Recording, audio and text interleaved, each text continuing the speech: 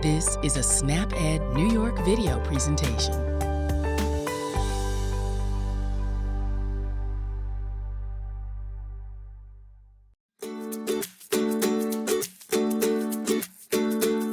Hello everyone, my name is Wendy Beckman and I'm a registered dietitian with the New York State Office for the Aging and SnapEd New York. Thanks for joining me today on What's Cooking with NYSOFA. Today I'm going to be making herb stuffed mushrooms. This recipe is a great snack or hors d'oeuvre for a get-together. We're going to be posting the link to the recipe below, and the recipe can also be found on the SnapEd New York website at www.snapedny.org. Now before we get into the recipe, let's look at my plate. My plate is a graphic representation of what our plates should look like every time we sit down to eat. This recipe covers the fruits and vegetables section of my plate. You want to vary your veggies by adding different kinds of vegetables to your diet. This recipe has mushrooms and onions in it. Mushrooms are a good source of vitamin C, potassium, and some B vitamins. Onions are a good source of vitamin C, potassium, and folate. Mushrooms and onions also have some antioxidants in them. These compounds in fruits and vegetables can protect from certain diseases like heart disease and cancer. Remember that everything you eat and drink over time matters. You want to find your healthy eating style and maintain it for a lifetime. The right mix can help you be healthier now and in the future. So let's start making some herb stuffed mushrooms. Remember to wash your hands with soap for at least 20 seconds or use an alcohol-based hand sanitizer before you start cooking. This recipe makes 4 servings, and I've cut the recipe in half here. So the ingredients that you see are going to be cut in half, but I'm going to tell you what the recipe calls for. So you're going to need 8 large mushrooms. You need 4 cloves of garlic, minced or chopped very finely. You're going to need 3/4 cups of white onions. You need 3 teaspoons of olive oil. You need 1/2 teaspoon of dried parsley. You need 1/2 teaspoon of dried sage. You need 1/2 teaspoon of dried rosemary and 1/2 teaspoon of dried thyme. I have ground thyme, but you can get the thyme leaves as well. If you want to use fresh herbs, that's fine, but I use dried. I just find them to be more convenient. You're also going to need 1/4 cup of whole wheat breadcrumbs that I have over here. You're going to need 1/4 cup of sun-dried tomatoes. Now, sun-dried tomatoes can be a little pricey, so you don't have to use them if you don't want to. You can just use regular fresh tomatoes and chop them up, or you can use something like a red bell pepper and chop it up, or you could use something like the roasted red peppers and chop those up instead of the sun-dried tomatoes. So it's up to you. You need to use 3/4 cups of canned and drained, no salt added chickpeas or garbanzo beans. You need a teaspoon of lemon juice and some cooking spray. Now the first thing you need to do is preheat your oven to 375 degrees Fahrenheit. Next, you're going to clean the mushrooms. You can use a soft towel or a vegetable brush. I already cleaned these mushrooms. I found that they did need to use a brush or my hands, something to sort of brush them off a little bit of friction to get all the dirt off. They do tend to have the dirt sort of stick to them. So you want to make sure that you wash those very thoroughly with some scrubbing to get all of the dirt off of them. Now, next I'm going to remove the stems, and I'll show you how to do that with this knife. You want to make sure that you cut all the way around the outside of the stem. You want to make a little cup out of the mushrooms to make sure that you have some room for the stuffing in them. So let me show you how to do that now. You want to be careful with the knife. You don't want to push it in too far into the mushroom. You don't want to cut all the way through, but take your time and sort of cut all the way around the outside of the mushroom stem. Let's do that carefully here. And you want to make sure that you don't cut into your hand. So don't cut all the way through the mushroom, just a little bit to get that stem loosened up. Usually after you've done that, you can sort of twist it a little bit and it will come out. You may find that you need to put the knife into the stem a little bit further. There it goes. So if you twist it a little bit, then you have a little opening in your mushroom, and that's where the stuffing goes. You may find that you need to cut a little bit more on the inside of the mushroom to make the opening a little bit bigger. But there you can see that's what that happens with that mushroom to get that opened up. So we're going to make sure that you set aside the stems because you're going to chop them up and use them in the stuffing. So I'm going to get rid of these here. Set those aside. Now, while the oven is warming up, we're going to put the mushroom caps open side down in a baking dish. You're going to bake them for about 10 minutes. You want to make sure that you put them open side down because while they're cooking, the mushrooms will release some moisture that's inside of them. I made that mistake cooking them the other way, and then they had a little bit of moisture on the inside of them.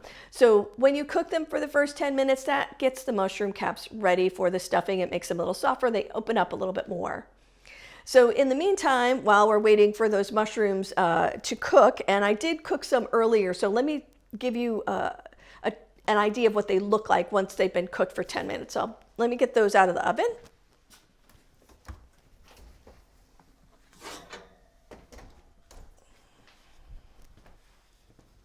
So these are the cooked mushroom caps, and you can see they've gotten a little brown, and I'm going to set these aside for just a minute. Now, first thing we're going to do to make the stuffing is to saute the garlic and the onions in a pan with a teaspoon of olive oil. So we're going to get the olive oil, we're going to put that in there first. And then we're going to get our garlic and put that in there. You can hear that going already. Let it sizzle a little bit there. And then we're going to add in our onions. Okay. Now, while that is cooking, oh, that smells wonderful. We want to cook that for a couple of minutes, maybe a minute or two. You want it to heat through. You want to stir it regularly while it's on the heat. And you can heat the onions until they start to look a little bit more translucent or a little more see-through. They're going to soften up a bit as you cook them. So that smells really good. You will smell this all through your house if you make these stuffed mushrooms. Now you want to make sure that you cut up or chop up the onions and garlic into small pieces so that it incorporates into the rest of the stuffing nicely. I actually have a garlic mincer that I use. But if you wanted to use, so you don't want, if you wanted to not use the fresh garlic, you can use the garlic in a jar that's already minced. That's completely fine also. Also remember that the smaller that you chop the onions and garlic, the faster that they're going to cook. Now after this is cooked for about a minute or so, we are going to add in all of the herbs that go with the herb stuffed mushrooms. So let's start out with the parsley. I'm going to put that in first. And then we're going to add in the dried sage. Then we're going to add in the rosemary. There's a little bit stuck in there. Okay. And then we're going to add in the thyme. All right. So let's mix all of that together. And we're going to let that heat for about another minute or so. Let's make sure that it's all incorporated in there and that the herbs are all coating the onion and garlic mixture. That looks great. Okay, so we're going to let that sit for just a minute. We're going to turn down the heat just a little bit on my burner. Okay, so after that sits and heats for about a minute, we're going to need to process the mushroom stems and the chickpeas. Now you can mash the stems and the chickpeas together with a fork, or you can use something like a potato masher. I did do that. That does work. And then if you do it that way, your mixture is going to be a little bit chunkier, but you can also use a food processor or a blender. And I'm going to put everything into a food processor. I have it behind me. I'll get it just over here. So here's this one. I take the top off. See if I can get all of this stuff in here. Here we go. All right, so first we're going to add the chickpeas. There's a little bit of liquid in the chickpeas that is still in the bowl, but I drained most of it out. And then the mushrooms.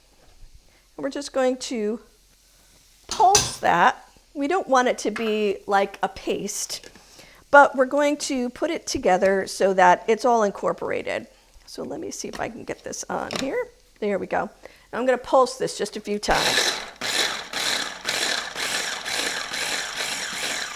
All right, that looks pretty good. Like I said, I don't want it to be too mushy. So let's put that down and open this up, and then we can put this mixture into a large bowl. I have that behind me. So let's get the blade out of here. Be very careful if you're using a food processor. These blades are sharp. And let's take this mixture and put it into the bowl. And you can see here that it's not really paste-like. It's still got some chunks in it, but not quite as chunky as if you sort of mashed it with a fork. All right, that looks pretty good. Then we're going to take this mixture and put it in here, but we're going to turn the heat off, let it cool down just a minute. And we can put in the sun-dried tomatoes first. And then our breadcrumbs and the lemon juice. Let's do the lemon juice first. Add in a little bit more moisture there. And then we can add the breadcrumbs. So let's do that. All right. Now we have to incorporate all of this together. And if you find that you need to add a little bit more lemon juice, or you wanted to add a little bit of olive oil to this to make it have a little bit more moisture in it, you absolutely can do that. Now the last thing we're going to do is we're going to add the onion and the garlic mixture with the herbs from the pan into the chickpea and mushroom mixture. So let's put that in there. I'm going to put that in this thing. All right. Let's mix that all together. All right, that looks pretty good. Okay, and this is what is going to go into your mushroom caps. So you can use pretty much anything to put the stuffing into the mushroom caps. You can use a little scoop if you have one. You can use a regular spoon, but what I found is that just a regular tablespoon measuring spoon worked the best. It's almost the exact amount that you need. So let me get the mushroom caps that I cooked previously. Those are over here. And we need to flip them over. So they can be a little hot after you get them out of the oven if you haven't had them cool very often. So just be careful. The pan and the mushrooms are going to be hot. So you want to use something like a fork or a spatula to flip them over. So let's do that. Let's flip each one of those mushrooms over. All right, and now you can see the inside of them. They've gotten a little brown on the inside. That looks good. Okay, so you're going to put the stuffing into the mushroom caps, and you can put them in a different baking dish. Use the same baking dish. You may want to spray your pan, like I said before, with either cooking spray or a little bit of olive oil. So let's see what this looks like. Let's take that. We're going to put that into the tablespoon right here. Put it right into the mushroom. Is it going to come out for me? Probably not. All right. So that's what that looks like. All right, there we go. Let me pick one of these up. That might be a little easier to see. I'm going to put that, there we go, put the stuffing right into the mushroom cap. Put it back down into the dish. There we go. And sometimes it needs a little help getting out of the spoon here. There we go. And I did find that with this recipe, you can see I have plenty of stuffing. So usually you can make more than 8 mushroom caps, I think, with this recipe, because there's plenty of stuff to put into the mushrooms. So that looks pretty good. And then the last thing you're going to do is put the mushroom caps back into the 375-degree oven for about 15 to 18 minutes, or until the stuffing is golden brown. Now let me show you some stuffed mushrooms that I made earlier. They're in the oven. Let me get those in there.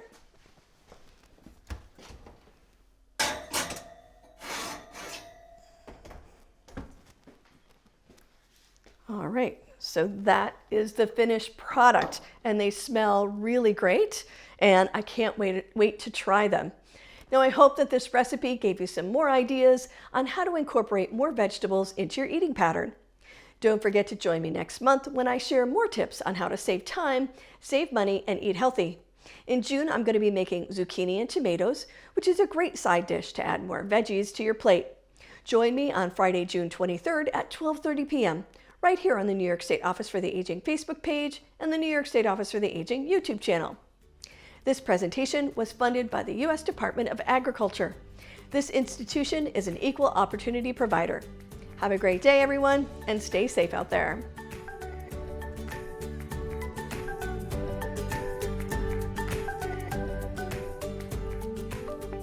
Thank you for joining us today. We know the healthy choice isn't always the easiest choice, but small changes can make a big difference. Start today by getting involved with SNAP-Ed New York. This program is free for those who qualify or receive SNAP benefits. We want to help you save time, save money, and eat healthy. Learn how SNAP-Ed can make a difference in your life. For more information and to find your local program, visit snapedny.org. This material is funded by USDA's Supplemental Nutrition Assistance Program. SNAP. This institution is an equal opportunity provider.